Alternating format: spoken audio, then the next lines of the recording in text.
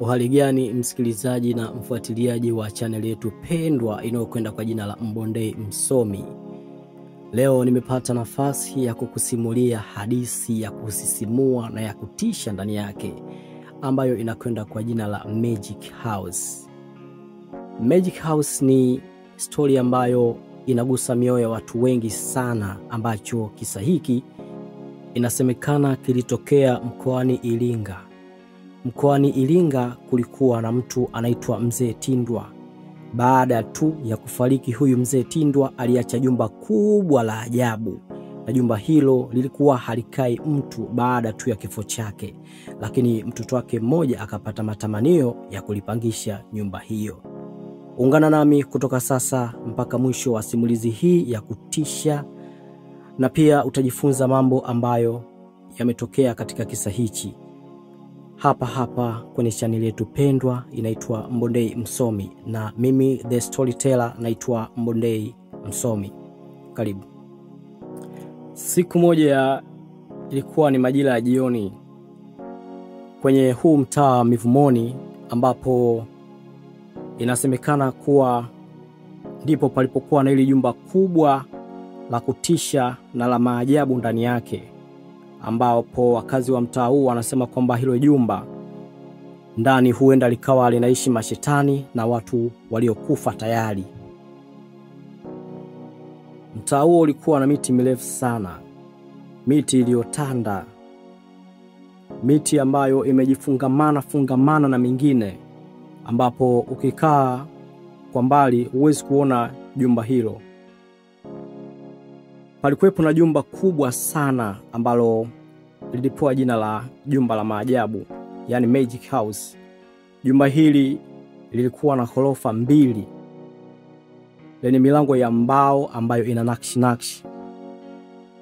Wakazi wa mtaa huu wanasema kwamba madirisha yake yalikuwa yaking'ara sana, na rangi hizi za madirisha zilikuwa zikibadilika pindi majira yanapokuwa yanaenda mbele. Watu waliliogopa sana hili jumba, ambao ni wakazi wa mtaa huo, lakini wageni walivutiwa sana na jumba hilo kutokana na madirisha yake kuwa yanang'aa. Siku moja mtoto wa huyu Mzee Tindwa alipata matamanio.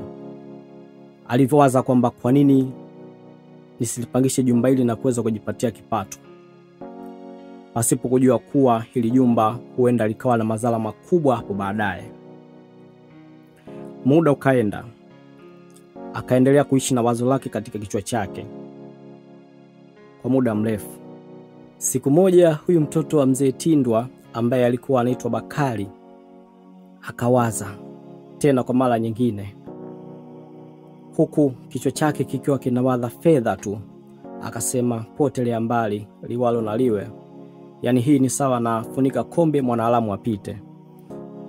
Akapiga simu kwa mmoja kati ya madalali ambao walikuwa na majina makubwa sana hapo mjini Iringa. Akamwambia, bwana dalali, naomba nitafutie wapangaji 4, sitojali lika, kabila wala dini zao. Kweli bwana dalali akaitikia wito. Mapema kesho yake bwana dalali akaja na wapangaji 4. Wapangaji hao walijulikana kwa majina yao. Wa kwanza alikuwa ni Sofia. Sofia huyu alikuwa ni mama wa watoto 2, lakini pia Sofia alikuwa ni mjane, lakini alionekana pia kuwa ni mchapakazi haswa. Mpangaji wa pili alikuwa ni Baba Chui.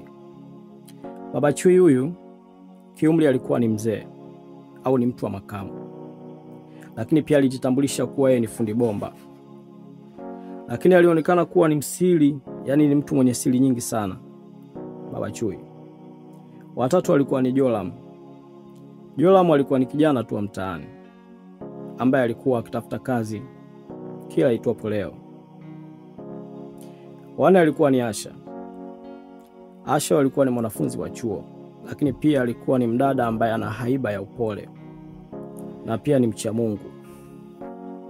Wote hao walipokelewa na Bakari kama mtu ambaye anaimiliki hiyo nyumba, kwa sababu nyumba ni ya baba yake. Akawapokea na kama wapangaji wake hao, akaonyesha vyumba, akawaonyesha uzio wa nyumba, jiko, vyoo, na kila mmoja akapewa chumba chake.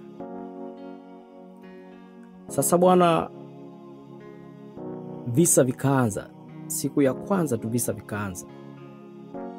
Yaani siku ya kwanza tu wakaanza kuona mapicha. Mambo yakawa tofauti na walivyotegemea. Asha akasema jumba hili ambalo tulikuwa tunaliona kwa nje zuri, kumbe ndani ndivyo lilivyo. Siku moja bwana, baada ya wapangaji hawa kutoka kwenye mishemishe zao za kila siku za kujitafutia mkate, wakawa wamepumzika. Na msikilizaji wangu na mtazamaji wa Mbondei Msomi, hiyo ilikuwa ni sehemu tu ya kwanza ya kisa hiki cha kusisimua na cha kutisha kinachomhusu mzee Tindwa. Huyu ni mfu ambaye anaishi. Karibu tena sehemu ya pili, ambapo tunakwenda kuangalia visa na miujiza ambayo ilikuwa ikitokea katika jumba hili la kutisha, jumba la maajabu. Wengi huliita Magic House.